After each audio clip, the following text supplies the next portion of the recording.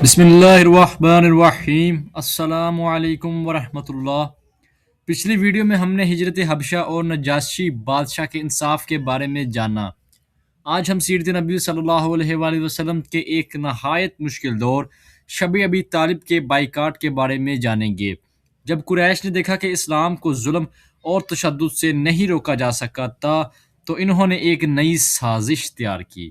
انہوں نے فیصلہ کیا کہ بنی ہاشم اور بنی مطلب کا مکمل سماجی اور معاشی بائیکاٹ کیا جائے۔ اس فیصلے کو ایک تحریری معاہدے کی شکل دی گئی اور اسے خانہ کعبہ کے اندر لٹکا دیا گیا۔ اس معاہدے کے مطابق کوئی ان سے خرید و فروخت نہیں کرے گا، کوئی ان سے شادی بیاہ نہیں کرے گا، کوئی ان سے میل جول نہیں رکھے گا جب تک وہ رسول اللہ صلی اللہ علیہ وآلہ وسلم کو ان کے حوالے نہ کر دیں۔ یہ بائیکاٹ جاری رہے گا۔ رسول اللہ صلی اللہ علیہ وآلہ وسلم، حضرت ابو طالب اور بنی ہاشم کو مکہ کے قریب ایک وادی شب ابی طالب میں رہنے پر مجبور ہونا پڑا۔ یہ آزمائش تقریباً 3 سال تک جاری رہی۔ اس دوران کھانے پینے کی شدید کمی ہو گئی۔ روایات میں آتا ہے کہ بعض اوقات بچوں کے رونے کی آوازیں دور تک سنائی دیتی تھی کیونکہ ان کے پاس کھانے کو کچھ نہیں ہوتا تھا۔ کچھ رحم دل لوگ رات کے اندھیرے میں خفیہ طور پر کھانے پینے کی چیزیں پہنچا دیتے تھے، لیکن یہ بہت محدود ہوتا تھا۔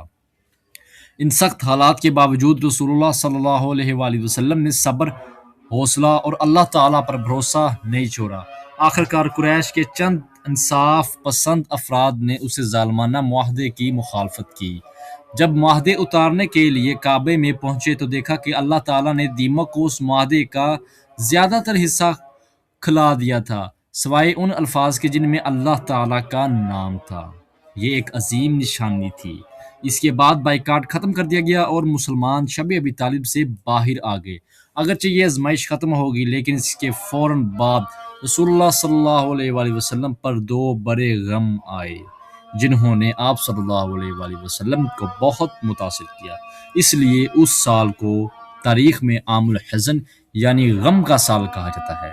انشاءاللہ اگلی ویڈیو میں ہم عام الحزن یعنی حضرت ختیجہ رضی اللہ تعالیٰ عنہ اور حضرت ابو طالب کی وفات اور طائف کے سفر کے بارے میں جانیں گے۔ اگر ویڈیو پسند آئے تو لائک کریں، شیئر کریں اور ہمارے چینل کو سبسکرائب کرنا نہ بھولیں۔ جزاک اللہ خیرہ۔ السلام علیکم ورحمۃ اللہ۔